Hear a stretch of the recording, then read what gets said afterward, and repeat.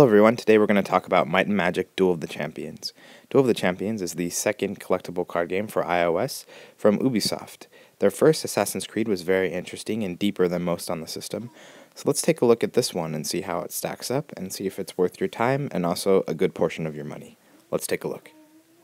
In the gameplay, you have a main resource which grows by 1 each turn, so each player is even in that regard, and then you have these 3 additional resources which you can increase 1 each turn. Card costs will have a main resource cost, as well as additional resource costs.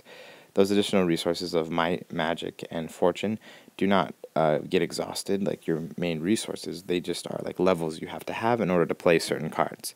So certain decks will want to focus on certain areas first, where others will maybe want to focus heavily on Magic, or others maybe on Might for more physical characters.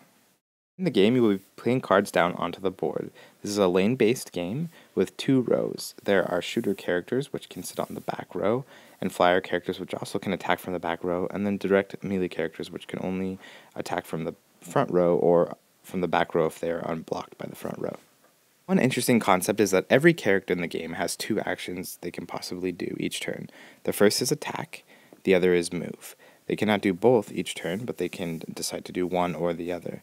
This is very interesting as it allows for more options, allows for mobility with your different units. They're not just stuck in one location until they pass away. The goal of the game is to get an opening and attack your opponent. As you can see here, I'm about to lose in this situation. Once your opponent is out of health, you win the game. There are also event cards at the bottom that you can see in 2 piles. Those are special events available to each player, which you bring some of your own to each battle. You can pay a cost to use these that do things like give every player a card or give you other advantages that will help you win the game in some cases. This game is incredibly complex. The deck building will be deep and take a lot of effort. Here you have 6 factions, 7 schools of magic that you all have to consider, and there are spell cards, creature cards, etc. All of these cards will work together to create a lot of interesting decks. Like the Assassin's Creed game, I think there's a lot of depth here, a lot of room for combos and those sorts of things that aren't seen in a lot of other games on iOS, and I really feel like Ubisoft does great when they actually design their games. Now, this one is a little more complex and is going to take a deep dive to really understand it. But if you are willing to take the time and the money to really invest in this, I think that there's a very deep experience waiting for you here. If you are not into the collectible card game model, this game will most likely not appeal to you, as the path to earn things on your own does take some time, as there's not a lot of gold available. However, if you are willing to spend a little money, there is a pretty fair array of things that you can purchase, and I believe at a pretty fair price. First of all, you have packs that can purchase with seals. For about $20 US, you can buy a booster box, which is 10 packs, which is around 120 cards, which is a very interesting model, as I have not seen this done before. It is very expensive, of course, but maybe slightly less expensive than a real-life purchase. You can also purchase new decks, which bring along with them a slew of new cards and new strategies to try. Online multiplayer is a huge part of the game. Here you can see that there are not only a leaderboard, but also tournaments that you can participate in. So there are a lot of ways to play this game, and it all has a lot of depth to it. The multiplayer is quite fun. I have noticed, in my experience, that a game against 2 fairly evenly matched players can drag on quite a bit. I was playing for nearly 45 minutes one match, which seemed a little long for a collectible card game of this type. There is also a single-player campaign. The first part of it is a tutorial, but then there are missions after that which you can experience. It is not super lengthy, and it would be great to have more of this, as I know a lot of people like to focus on single-player when they play these games. However, it is definitely there as an option, and something that you should explore, especially for new players, as it gives you a good understanding of how the game works, and one step at a time.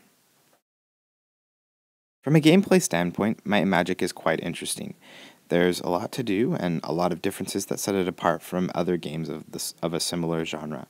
For example, you have many more options in terms of deck building, as there are a lot of different factions.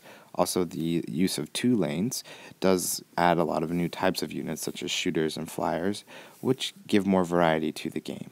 So in terms of gameplay, this is quite an interesting game to check out, and for the price of free, you definitely can check out the game and see if it is for you. After you've decided if you like the game, the real question is, what are you willing to pay for it? And that's really what's being asked here. There's a lot going on in the game, and there's a lot to buy. There are high costs for much of what is in the game, and you will need to decide what it's worth to you. Yes, I believe the costs here are more fair than other collectible card games on iOS and seem a lot more clear to me. However, there still is a significant investment required of 20 or 40 US dollars in order to really get into the game. Now, this would be the same as if you were playing a collectible card game in real life, but you'll have to decide if you can justify that to yourself, as this is only a digital good. There is a large player base, and it seems like so far the matches have been evenly matched online based on your skill level and the type of deck that you have. However, you will find quickly that you'll need to buy more cards in order to really compete on the higher levels. The game is a web app, allowing you to play it on other platforms such as your PC, but this also allows the game to have some annoyances, being a little finicky on the touch controls and not always as responsive as you like, as well as there being issues with it logging you off when you lose an internet connection or while you are letting the game idle. Might and Magic is a great game with great design and great gameplay. It is held back by in-app purchases, which can be unsure if they'll give you cards you can use, as well as some interface issues based on its web app nature. Overall, it's a 4 out of 5 and a game worth checking out for free.